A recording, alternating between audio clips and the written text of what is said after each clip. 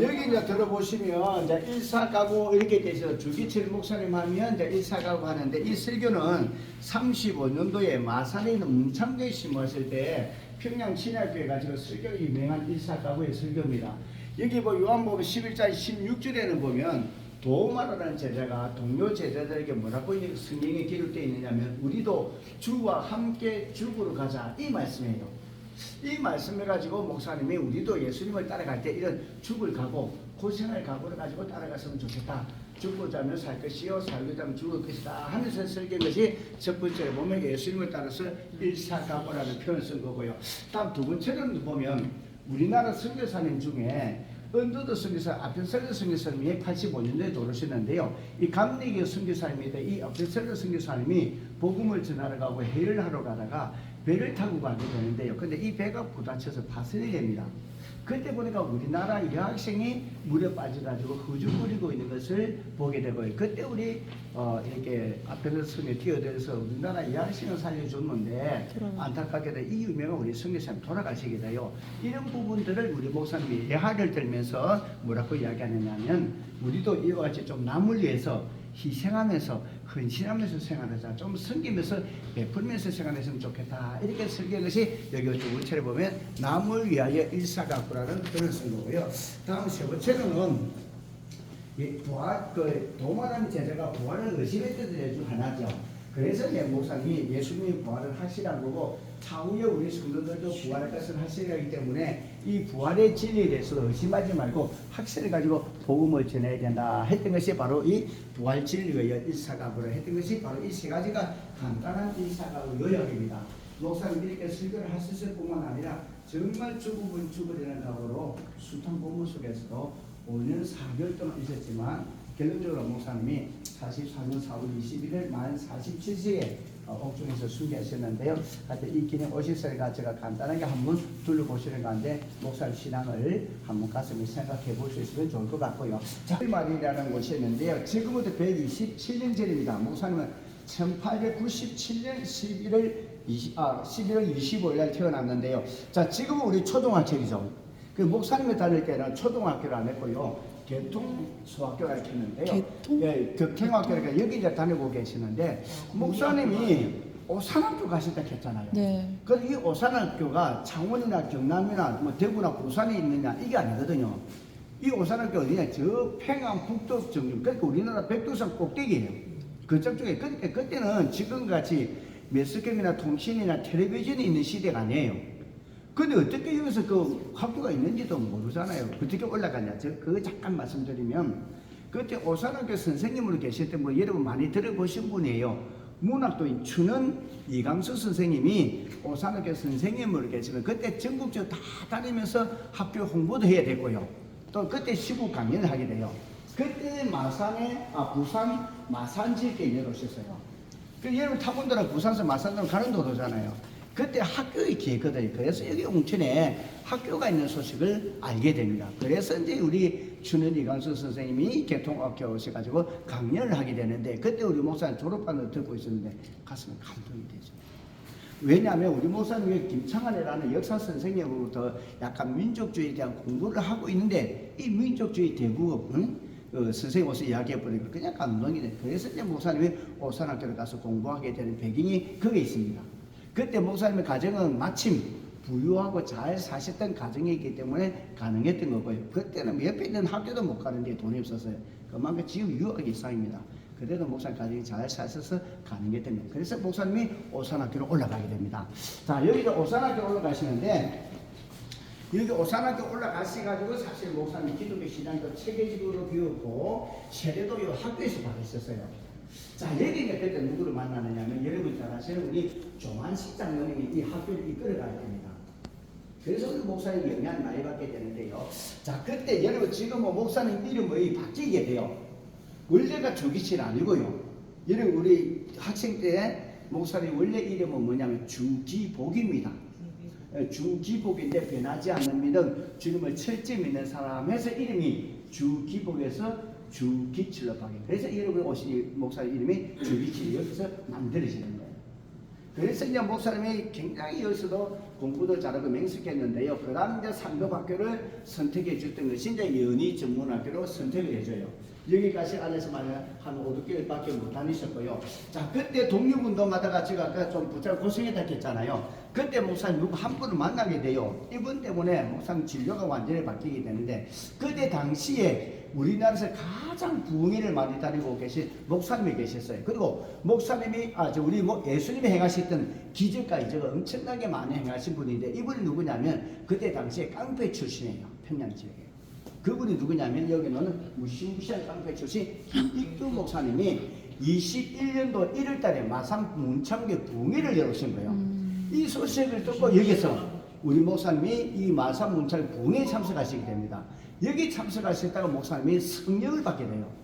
그래서 목사님이 목회 쪽으로 가겠다고 작정을 해서, 그래서 2000부터 목사님이 이제 신학을 가고 목회 쪽으로 2000분에 이렇게 전시가 되는 부분, 2000 가서 다시 연속해서 말씀드리기로 하고요. 자, 그 다음에 들어보시면, 여기는 뭐냐면, 우리가 일본의 식민지 생각할 때, 우리나라 독립을 위해서 가장 앞장서서 독립운동 하셨던 분들이 누구냐면, 여러분이 함께 저와 믿고 있는 우리 기독교 신자들입니다.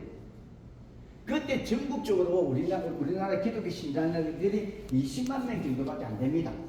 인구로 보면 한 0.9%밖에 안 됩니다. 그럼에도 불구하고 가장 앞장서서 독립운동에 앞장서서 우리 기독교가 또 교회가 이런 역할을 하다 보니까 교회가 일본 사람으로부터 굉장히 피파를 받고 어려움을 받게 되겠죠. 그래서 여기 보면 약 40도 탑승 57개 분이 다 바뀌지만 이거보다 훨씬 더 많은 어려움을 당게 되면서 우리 기독교인들은 어른들은 제가 이 말만 합니다만은 꼭 같이 제가 좀 따라하자 이렇게 이야기를 합니다. 여러분 교회 가셔가지고 기도하실 때요, 제가 3초만 좀 투자해 달라고 그래요. 여러분 기도가 난 다음에 어떤 이름으로 기도하죠? 예수님으로 이름으로 기도합니다 하기 전에 한 2~3초만 투자해달라고 합니다. 제가 여러분 가셔서 기도할 때마다 하나님 우리나라와 민족을 지켜주세요. 아멘. 같이 한번 해볼 거예요. 시작. 하나님 우리나라와 민족을 지켜주세요. 기도 안 하면 안 돼요. 우리 어린 나라를 빼앗겨봤잖아요. 그러면요, 우리 나라 빼앗겨 우리는 공산주의가 북한하고 있기 때문에 나라 빼앗기면요, 목사를 가지고 순교하지 않으면 신앙 못 지킵니다. 제가 순교자가 아닌데 잠깐 이야기하겠습니다만, 그래서 어떻게 기도하셔야 된다.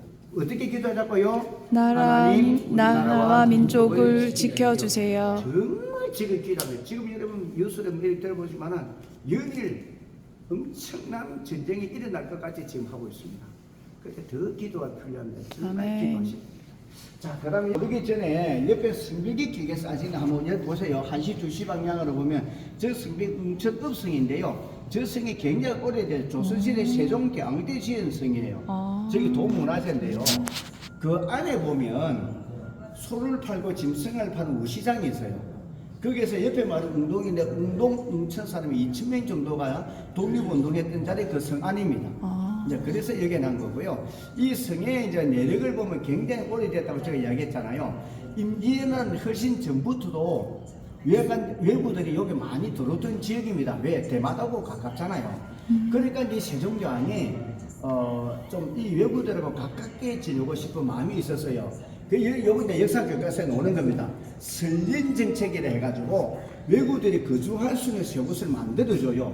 그게 이제 이런 교과서의 3포입니다. 그게 이제 울산의 영포, 하나가 부산포, 하나가 웅천제포가 여기입니다. 이 웅천제포는 또 배를 타고 접근하기가 좋게 돼가지고 외관들, 거위간들도 많이 와 있던 지역이에요. 그래서 이 이제 성을 만들어서 이 지역을 방어하고 있었던 곳입니다. 그래서 그 안에서 독립운동했던 자리가 이 성 안입니다. 그래서 이렇게 묘사를 해놓은 거고요. 자, 그 다음에 들어보시면, 아니, 요 도로 지나면 바로 받아요. 바로 지나면 받아요.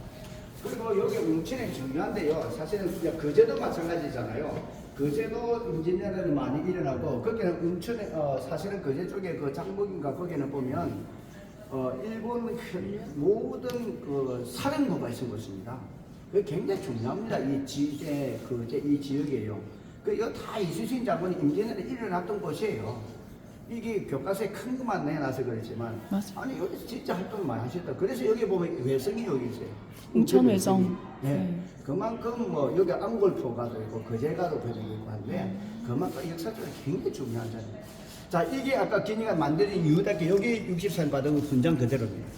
여기 보시라고 집에 있으면 아무도 못 보니까 보내달라고 해서 여기 해서 여기 받은 그것들입니다. 자, 그 다음에 여기 한 가지만 여기에 목사님의 친필입니다. 윤치명 목사님한테 쓴 편지인데요. 그래서 목사님 이제 친필 한번 보시라고 해요. 자, 여기 하나만 더 이제 올라가요.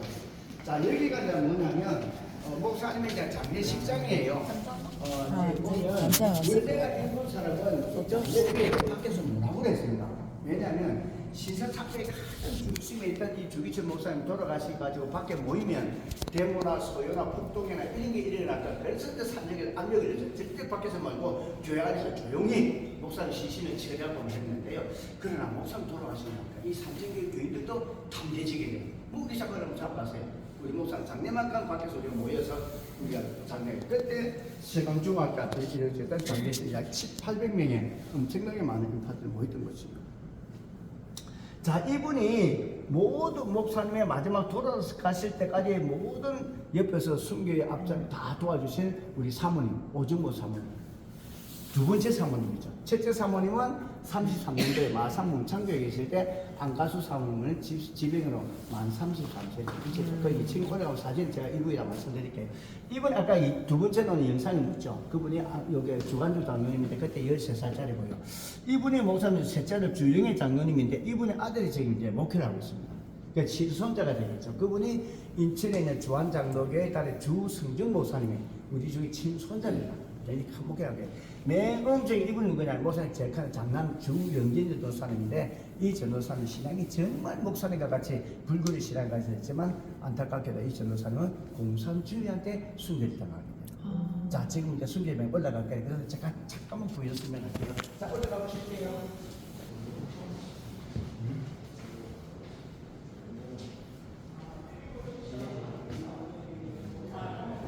예수님의 양 주기철 목사님 이렇게 기록하시면 될 것 같습니다. 올라가 보실게요.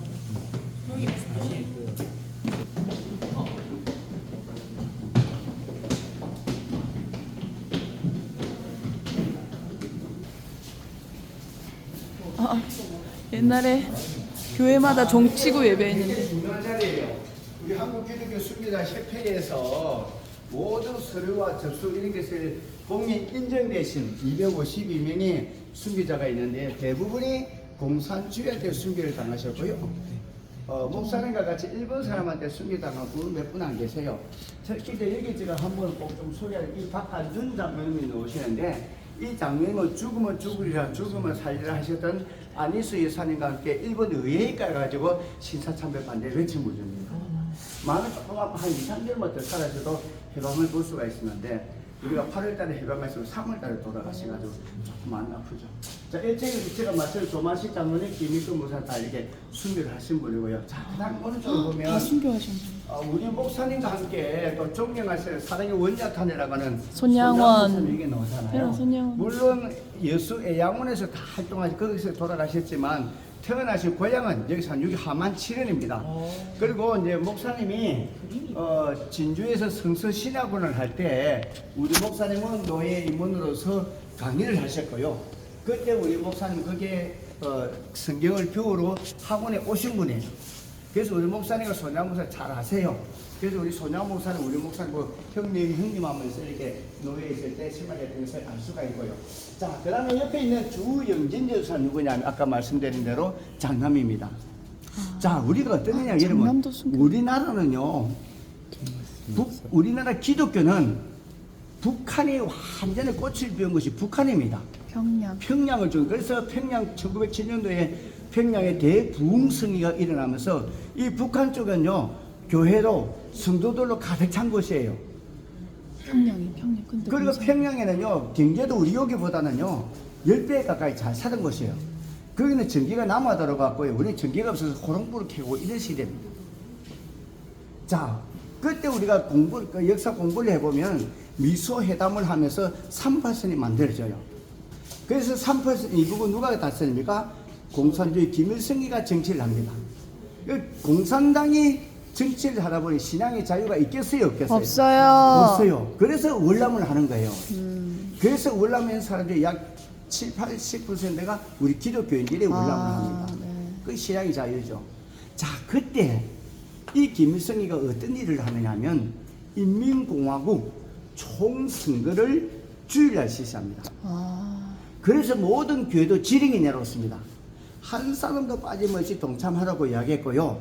큰 교회들은 투표하는 장소까지 제공하라고 지령이 내려온 겁니다. 주일날. 자, 여러분들이 주일 잘 지키고 있죠?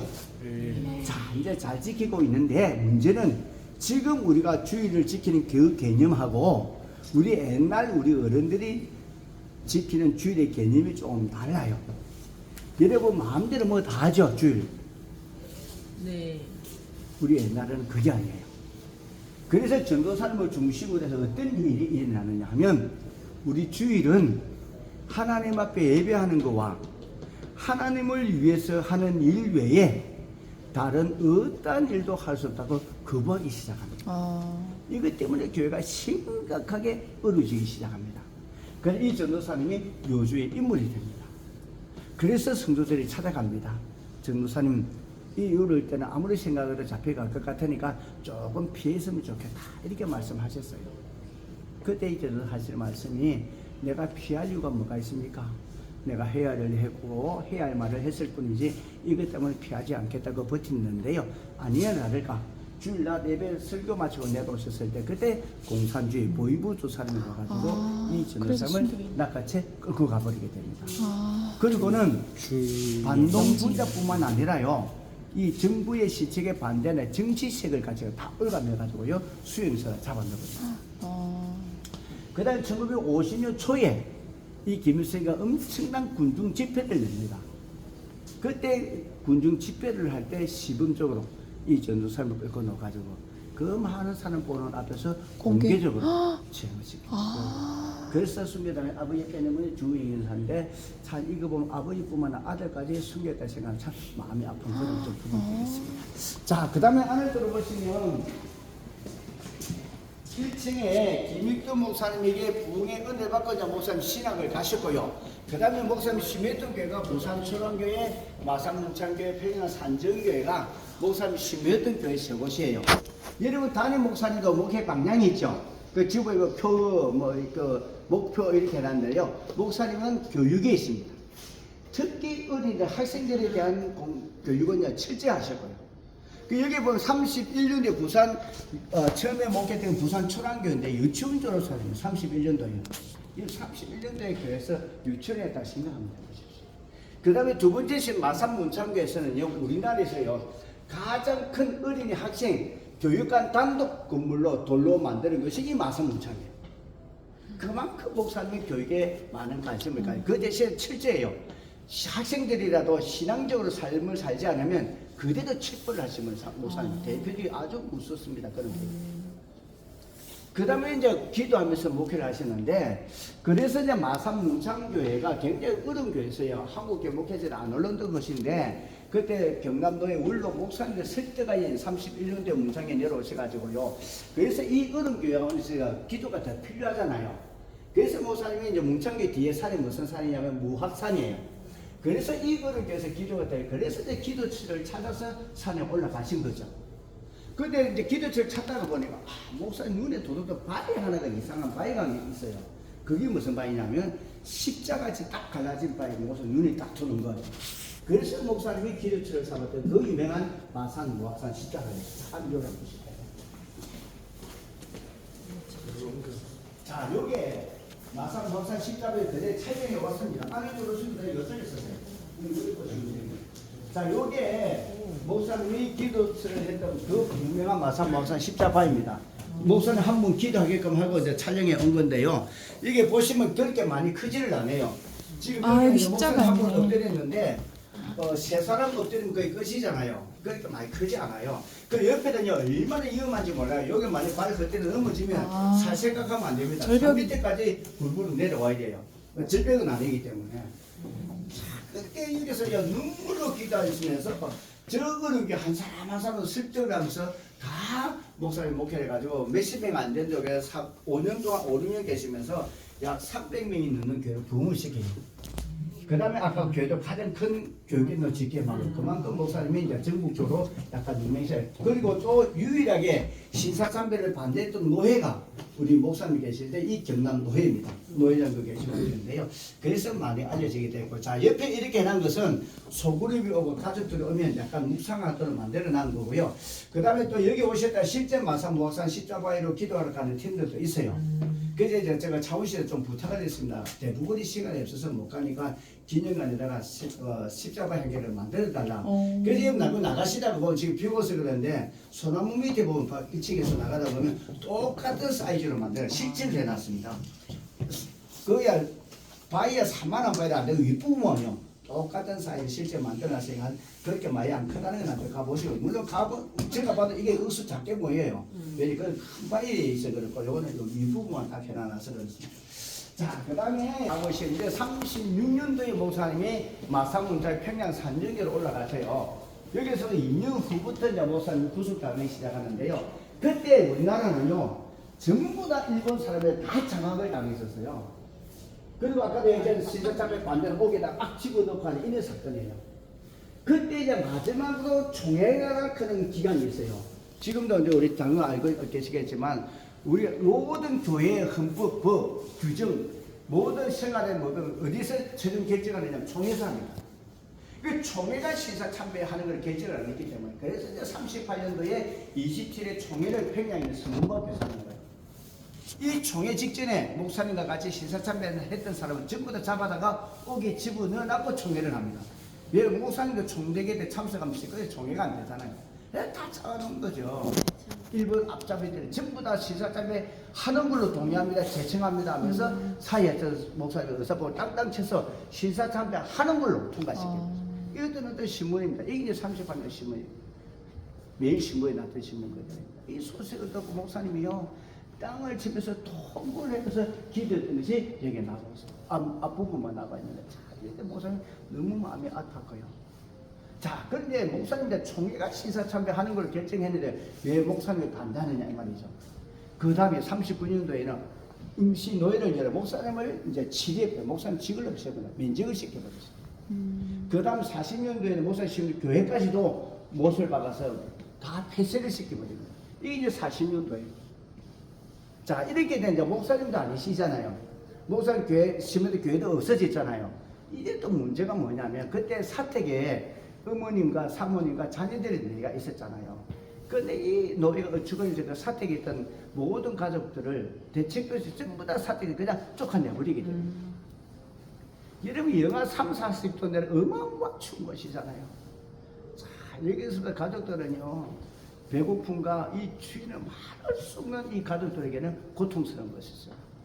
그래서 자리가 없어요. 폐각 같은 데 들어가서 기대가 생활해야 됐고요. 담벼락에 기대면서 그 칼바람을 피하면서 생활해야 됐고요. 먹을 것이 풀뿌리를 뽑아가지고 이걸 구워가지고 물을 마시듯이 한 것이 이게 양식입니다. 참 비참하네. 여러분 생각해 산정교인들은 뭐 했노 이렇게 하지만 산정교인들 목사님 가정을 다 도와줬어요. 그런데 일본 사람들이 이걸 놔두질 않았었어요. 목사님의 가정을 도와주는 사람을 잡아다가 오게 집어넣기 시작해 목사님 가정을 못 도와주잖아요. 그래서 눈물 없이 볼 수 없는 비참한 삶을 살아야 되던 안타까운 사건들이 여기 이제 남아있는 거예요. 자, 이거 보면 목사님뿐만 아니라 가족까지도 정말 눈물겨운 삶을 살아야 되던 아픈 사연들이 이렇게 그대로 남아있는 거고요. 자, 그 다음에 들어보시면 여기 옷이 하나, 이 옷이 뭐냐, 목사 옥중에 입은 옷입니다. 수의인데요. 두툼하게 보이잖아요. 이 영하 3, 40도 내려가니까 사모님이 옷에다가 솜을 넣어주신 건데요. 문제는 목사 옥중에 그냥 계신 게 아니잖아요. 얼마나 많은 고문을 당하세요. 이 고문 참는 적게 되어 있었고요. 또 기절하면 어떻습니까? 물을 부어서 정신 차려 다시 고문을 해요. 그래서 우리 목사님 옷은 여러분 책을 읽어보면 축축하게 늘 젖어 있었다 이렇게 표현하고 있습니다. 문제는 귤이죠. 영하 3, 40도 내려가니까 그래서 사모님 옷에다가 솜을 넣으면 넣을수록 얼음옷이 두껍게 됩니다. 이 칼날 같은 얼음옷이 움직일 때마다 이 옷하고 목사님 피곤의 상태에 시달리게 되니까 이게 너무 아프니까 목사님은 사모님한테 여보 제발 옷에다 솜을 좀 넣지 마라 달라고 했던 참 마음이 아픈 그런 옷이고요. 그 다음에 이거는 목사님 무덤이에요. 목사님 또 유언을 남겼습니다. 내가 죽으면 내 시신을 고향 웅천으로 가져가지 말고 평양에 있는 돌박산 묘지라는 곳에 이 기독교 묘인이에요. 여기 그래서 목사님이 비석이 여기 있습니다. 그 다음에 두 번째 사모님 안갑수 오중무 사모님이 3년도 47년도에 만 44살에 돌아가셨어요. 그래서 여기 뭐 오중무 사모님 비석이 여기 같이 있습니다. 여기에 평양이고요.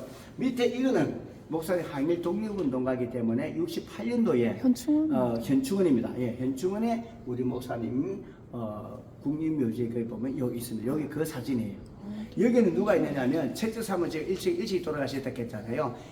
마산 공릉묘지에 있었는데 제가 아까 손자 이야기했죠. 우리 주승용 목사님 2006년도에 이장 합상에 매료되면서 여기다가 갖다 놨습니다. 그래서 첫째 사모님 안가수 사모님 위원은 우리나라 국립묘지 현충원에 가면 있고요. 우리 목사님과 그 유명한 두 번째 오종호 사모님 위원은 평양에 있는 돌박산 묘지라는 곳이다. 이렇게 알고 가시면 될 것 같고요. 자, 제가 마지막으로 여기 이제 고문 이야기 한번 하시려고 하는데 이제 센서가 캠에서 이렇게 부르는데 참 이게 고문은 여기가 수없이 많잖아요.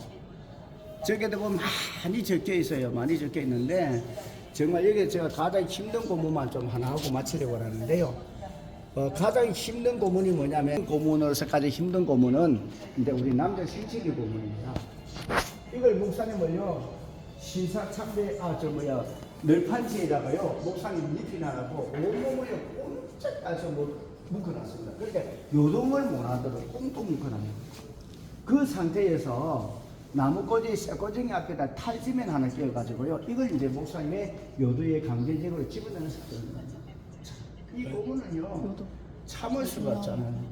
거기 꽂는데 이게다가 이 나무꼬지 쇠꼬쟁이를 뽑으니까 목사님 견딜 수가 없어요. 그래서 기절해 나가요. 그래서 여러분 책을 읽어보면 약 10번 가까이 기절했다는 그 고문이 바로 이 고문입니다. 참, 우리 목사님 너무 힘들어서 눈을 뜨시면 기도하시고 다시 기절해 나가시는데요. 이 고물단 앞이 엉망진창이잖아요. 그러니까 이제 옥중에 잡아 넣으니까 이 소변을 못 내. 왜? 길이 다 망가뜨려 있어야 돼요. 그래서 온 감을 기댄 것에 뒹굴면서요 이 고통을 참으면서 그럼에도 불구하고 끝까지 신사참배를 반대 나가니까 야 일본 사람들이 도대체 이게 사람이냐 말이죠. 이게 인간이냐 이 말이야. 이런 어마무시한 고문 이것도 굴복을 못 시키니까 일본 사람 미치는 거예요. 그래서 이것을 마지막으로 선택했던 고문이 뭐냐? 목사님에게는 사람의 의지, 판단으로 결정을 해서 하는 것은 통하지 않는다는 그런 결론을 내려요. 그래서 마지막으로 일본 사람이 선택했던 것이 사람의 의지로 할 수 있는 방법.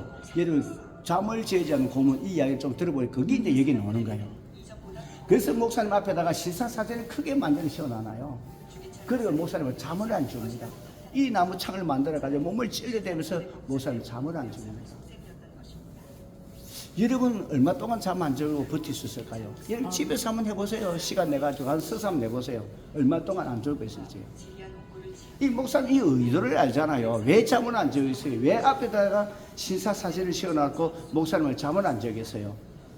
잠을 안 자면 우리가 어떻게 되죠? 지금 먼저 오는 거는 졸게 되죠. 졸면 뭐가 됩니까? 이 앞에 신사가 있을 그 앞에 참배하는 모습이 되잖아요. 이걸 표창하기 위해서 이 고문을 하는 거예요. 이 목사님 이걸 알잖아요. 의도를요. 그래서 목사님 땅을 못 쳐다보는 거예요. 이 잘못처럼 이것도 잘못하면 신사 참배를 못해요. 그래서 목사님 하늘을 보면서 눈물로 기도하면서 버텨나가는 거예요. 얼마나 우리 목사님 힘들어하시는지 모르겠어요. 눈물로 울고 찌르기는 하나님 정말 제게 힘과 용기를 달라고 하나님 내가 만약에 여기서 졸아버리면 신사참배하는 모습이 되어서 하나님 영광 가릴 뿐만 아니라 내 잠시에 죽어서 주님 앞에 갈 건데 내가 부끄러워서 어떻게 주님의 낯을 뵐 수가 있겠습니까? 주님 정말 이 어려운 한날을 거쳐 이게 눈물로 기도해서 버텨나갑니다. 그래서 우리 목사의 마지막 고백이 뭐냐면 내가 육체적인 고문 1시간 2시간 아니 하루 이틀도 내가 견딜 수가 있었지만 잠을 재우지 않는 거는 내 의지로 할 수 없었어. 그래서 가장 견디기 어렵고 힘든 고문이 바로 육체적인 고문 아니라 잠을 재우지 않는 거 가장 견디기 어렵고 힘들었다 고백하신 목사님이신데요. 하여튼 여러분 기정을 오셔서 저와 함께 1층에서 여기까지 왔습니다. 여러분 저를 통해서 들었던 이야기든 눈으로 들었던 이야기든 어떤 관계가 여러분 가슴속에 한번 생각해 보시면서 여러분이 우리 목사 이 신앙 이 순교 신앙을 여러분 가슴속에 좀 잘 간직하셔서요. 여러분 혹시 신앙생활 어렵고 힘든 데 있을 때, 야, 목사님은 이런데도 믿음을 지킨 거 기억해 보시면서 여러분이 믿음의 길, 신앙에 잘 달려가셔서요. 정말 여러분들이 교회의 법에 하나님의 법에 하자는 그런 귀한 인물들로 잘 성장해 있어서요. 우리 나라와 민족을 이끌어가는 위대한 지도자, 리더자가 여러분이 됐으면 좋겠다는 뜻으로 이렇게 마무리를 했으면 싶습니다. 하여튼 우리 기념관을 방문해 주셔서 감사하고요. 비례 잠깐 하고 내렸지만 이 시간 후에 이 정도 하나님 은혜가 안 돼서 행복하고 즐거운 시간이 됐으면 좋을 것 같습니다. 자, 예, 구배 김혜덕 계십니다. 이분이 모든 승리를 평양에 1903년생인데요. 이분이 마산의 의신학교 선생님으로 내려와 계시가 다녔던 게 문창교입니다. 목사님 31년도에 초등에서 오셨잖아요. 그래서 사모님 너무너무 좋아해가지고 사택에 가서 알려줘주고 소유를 줘가지고 이 두 사모님이 언니와 동생으로서 그리 잘 지냈는데요. 이 첫째 사모님이 아까 간증했던 막내를 돌 지나자마자 사모님 얼굴에 종기가 났는데 이게 수술해도 안 낫는 거예요. 이 요즘은 한 피부에 악성 종이야. 그래서 30岁에 돌아가시게 됩니다. 임종 예배를 드릴 때 이 사모님 제 동생을 부릅니다. 옆에 좀 오라고 가니까 뭐라고 이야기하냐면 동생한테 죽으면 내 아들 너희하고 우리 목사님 잘 부탁한다는 말을 남기시고 돌아가시게 됩니다. 자, 그때 이 사모님 나이가 30살 된 아가씨인데 그 소리를 듣기 있어서 얼마나 조망자인지. 그런데 2년 동안 설득해서 35대 재혼했어요. 그런데 이 두 분 사이에 자녀는 아예 없습니다. 사모님이 자녀는 아예 계획을 갖지 않아요. 왜? 전대 자녀는 뭐냐 있었거든요. 오직 자녀 교육, 목사님 순교에만 치중을 해서 정말 대단. 우리 목사님 같이 유명하신 분인데 도저히 시간 때문에 사모님 이야기는 안 합니다. 요즘은 제가 처음 오픈해서 이야기 좀 했는데 이렇게 정리를 하는데 결론적으로 우리 사모님이 유방암에 걸렸었어요. 그래서 이제 수술 누가 하느냐 여러분 많이 들으니까 장기려 박사님 수술. 장기려 박사님. 월남하기 전이죠. 같은 교회에서 그래 부탁을 합니다. 박사님 제 수술할 때 한 가지 부탁이 있으니까 꼭 춤결을 주셔야 됩니다. 제가요 예수님이 십자가에 담은 그 고난을 제가 몸으로 직접 느껴보고 싶으니까 박사님 제 수술할 때 절대로 마취를 하지 말고 그냥 수술해다가 하신 우리 사모님이 참 대단하시고 우리 자기는 그래 약속은 했지만 수술은 아침에 메스를 잡고 왔다 갔다 하세요. 의사 입장도 있잖아요. 사모님 입장도 있잖아요. 결국 후문하다가 박사님이 의사에게 선택해서 마취를 하고 수술을 하셨고요. 그래서 수술 좀 받았는데 사모님이 그다 다 정리해 나는 하나님께서 목사님께서 그래서 47년 1월 27일 만 44살에 돌아가시게 돼요. 그때 산주의 장례식장이었습니다. 자, 하여튼 이렇게 해서 한참 내려가셔서 제가 괜히 이야기를 했다 싶은. 요거 하나씩 자기가 원하는 그림 들고 저쪽으로 가자. 힙을 조금 빼고 그려 알겠지? 힙 빼고 이렇게 따라하면 돼요? 네, 따라 그리시면 돼요. 색깔은 이건 의미로 아무데나 그냥 하고 싶은 색깔 쓰시면 돼요. 힙 빼고 이렇게 끽끽끽 소리 나면 힙 들어가는 거거든. 뭘 선택하셨다고?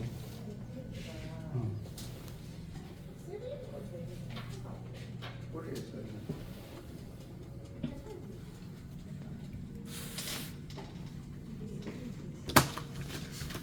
오늘 형제 오늘은 이름이 김? 지후. 아, 지금. 증거는 잘 읽었네. 또 다른 사람. 이걸 따먹고 네, 조금 해주세요.